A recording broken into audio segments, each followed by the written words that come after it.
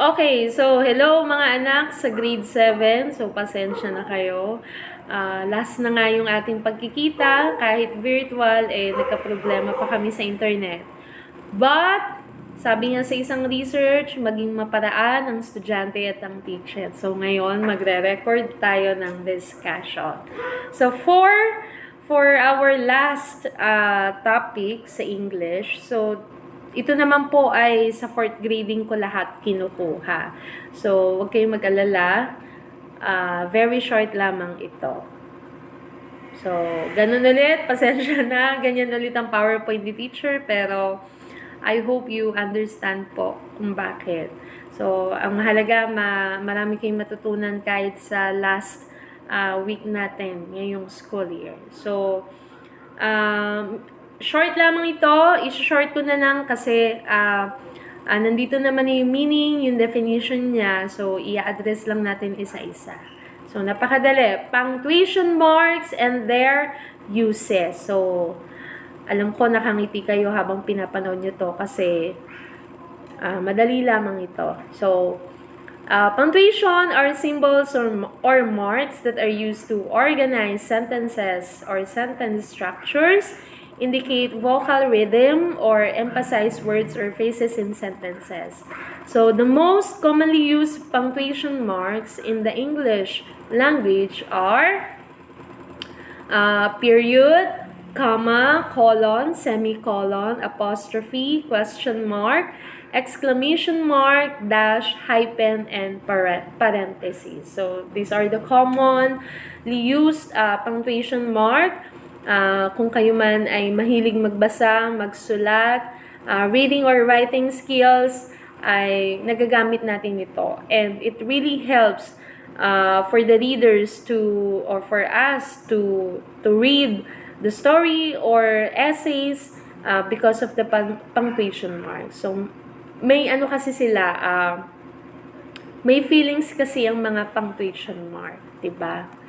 So, unahin na natin ang period. So, the period is the most basic punctuation mark. So, its function is to separate one sentence from another. So, kapag nagbabasa ka, diba, if nakita mo na may period after the sentence, so you have to stop. So, ibig sabihin, complete sentence na siya. Diba? And then, period po ang ginagamit doon. And then, continue reading. And then, if may period ulit, stop. So, parang hinga muna and then continue sa pagbabasa. So, it should be used at the end of a complete sentence. Yes. So, for example, I will clean the living room. So, that is a complete sentence. So, you can start cleaning the kitchen. So, sobrang madali lang to, no? Madaling i-identify if the sentences used or kung ano mang punctuation mark ang dapat gamitin sa kanya. So, next po is the question mark. So, the question mark is used at the end of a sentence to indicate that a question is being asked. So, for example, when will I see you again? Wow, parang kanta lang. So, patanong siya. And then, para malaman mo na patanong pala yung sentences is you will use question mark after. So, common to, no? So, si teacher laging ginagamit ang question mark. Even sa recitation, di ba? Lalo sa recitation. So, lagi nagtatanong si teacher. So, you have to answer it din naman. Next po is exclamation mark. So, the exclamation mark is used to indicate strong emotions like anger, surprise, disgust, frustration, excitement, or happiness. So, for example, I can't believe you're not coming. So, ganun din ang tono, di ba? So, we use exclamation mark to determine if that sentence is being what? Being anger, surprise, disgust, frustration, excitement, or happiness. So, we use exclamation mark. So, oh my gosh! So, di ba? Is an ouch! So, yun na yung ginagamitan natin ng exclamation mark. Wow! Unbelievable! So, that example, words for the exclamation mark. Next is comma. The comma is usually used to separate words, phrases, or parts of sentences. So, comma. So, for example, I ate fruits like bananas, pineapples, oranges, and grapes. So, we use comma, kung mapapansin ninyo. And at the end, you will use the word and if yung susundan niya ay iisang word na lang. So, kagaya dito sa example, oranges and grapes. Pero, nag-comma pa rin tayo. So, this is to separate words. Hindi natin pwedeng pagsamasamahin sila. So, comma naman ang ginagamit natin doon. Okay? So, next po is the colon. So, the colon expands the sentences or the sentence to elaborate on something. So, it is also used before a list of items following an independent clause. So, for example, there are many kinds of people in the U.S. So, common kinds of people. What are those? Mexicans, Filipinos, Chinese, Canadians, Koreans, and Italians. So, ginamit natin ng colon dito is to enumerate the following. So, colon po ang gamit natin doon. Okay? Next po is the semicolon. So, period and then comma sa ibaba. Kanina po ay colon, which is the two period or the two dots. Ngayon naman po is the semicolon, period, and then the comma. So, the semicolon is used to combine two closely related sentences into one sentence when a period or a connecting word with a comma seems inappropriate. So, for example, this will be the last quiz for the quarter. So, we use the semicolon. Previous quizzes have all been recorded. So, pinag-combine natin yung dalawang sentence, diba? So, we use semicolon po. So, pero, of course, they are related to each other. Too closely related. So, next is the apostrophe. The apostrophe is usually used with an S to denote possession. So, when a noun does not end with the letter S, the apostrophe has to be followed by an S or the apostrophe S. For plural nouns or names that end with S, only the apostrophe has to be added. For example, Jane's umbrella, Reyes mansion. So, tingnan nyo yung difference yung dalawa. Si Jane, apostrophe S, umbrella. So, if the word ends with an S, so, apostrophe na lang after the S. Hindi na apostrophe tapos S pa. Hindi na. Hindi pwedeng Reyes, hindi pwedeng ganon. So, kung nagtatapos naman na siya sa S, lagyan na lang siya ng comma, ng apostrophe sa taas. If not, so, kagaya ni Jane, Jane's umbrella. O, for example, Eliza's, comma is Eliza's sari-sari store. So, ganun lang po siya. Madaling intindihin. Next is dash. Ano naman po ang dash? So, the dash is used to denote a pause or a change of a thought in a sentence. It can also be a sign that a word or phrase has been omitted. So, for example, the impulse of uncertain humor, dash, it was a part of comradeship. So, am I unfair just because? So, susundan na yun. So, dun siya ginagamit to denote or to pause and then basahin ulit. So, yun po yung definition ng dash. Okay? Next po is hyphen. So, hyphens are used in compound words or in words with prefixes.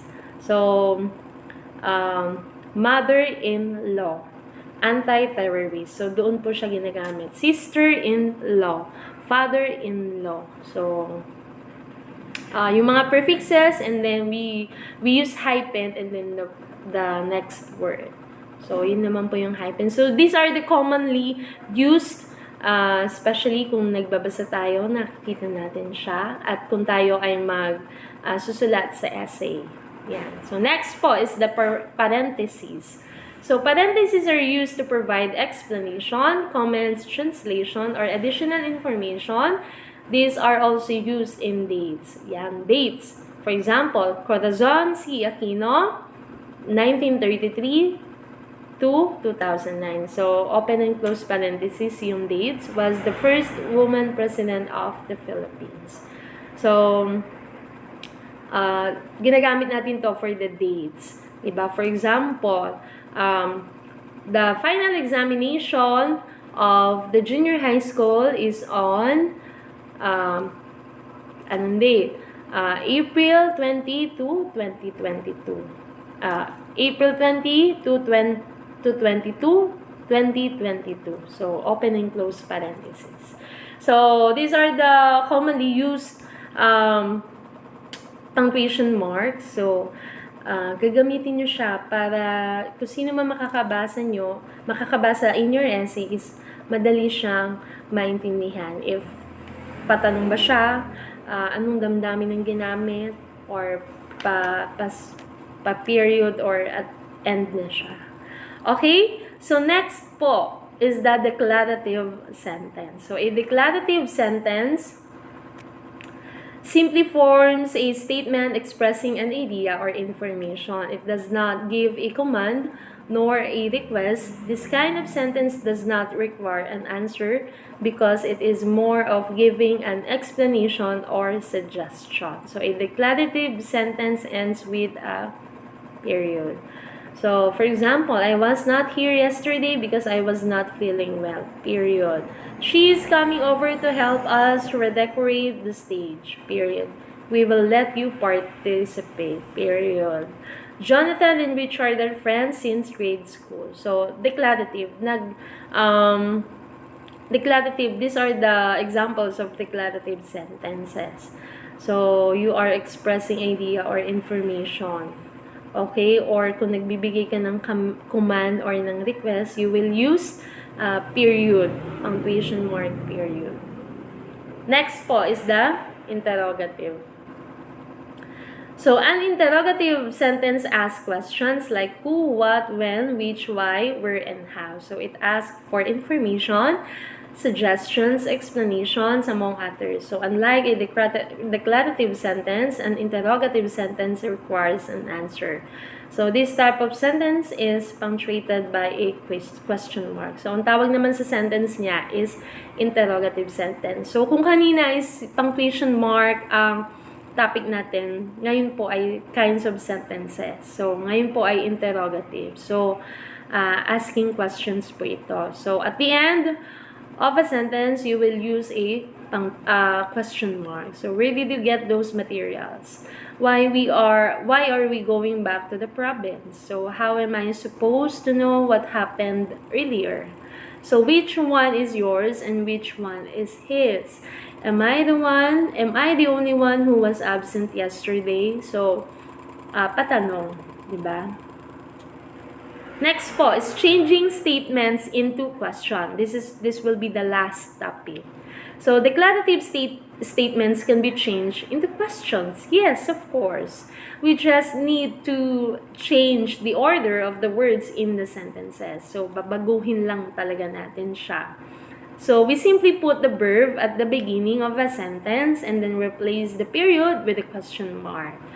Of course, para masabi natin that sentences or that sentence is a asking question or interrogative.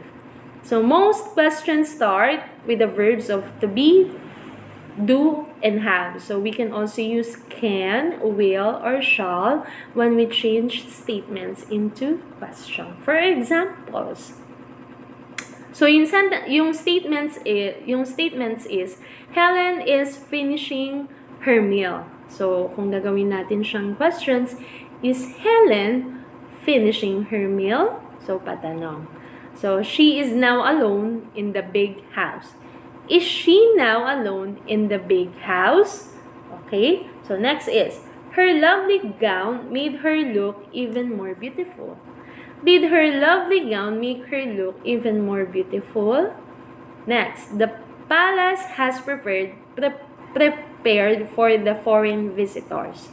Has the palace prepared for the foreign visitors? So, meron lang tayong mga dinagdag dito. And of course, you have to put question mark para masabi natin that sentence is asking a question. So, in changing statements into questions, the thought of the sentence should not be changed, even if there is a change in the arrangement of words in the sentence. Alright? So, nice to meet you all, mga anak. Thank you for a week, I think, 1 week to meet you. And I really do hope, even in a short period of time, you learned something from me. Kahit medyo lagi tayong nagmamadali sa pagdidiscuss. And ang gusto ko kasi makahabol tayo and marami pa kayong matutunan. And ngayon pa lang, congratulations in advance because your journey in grade 7 is fast approaching. So, mag-grade 8 na kayo. And again, thank you for welcoming me. So, kahit in a short period of time. So, God bless you mga anak. Thank you and mag-iingat kayo palagi. Send ko yung activity once na mapanood nyo to. Okay? So, God bless you.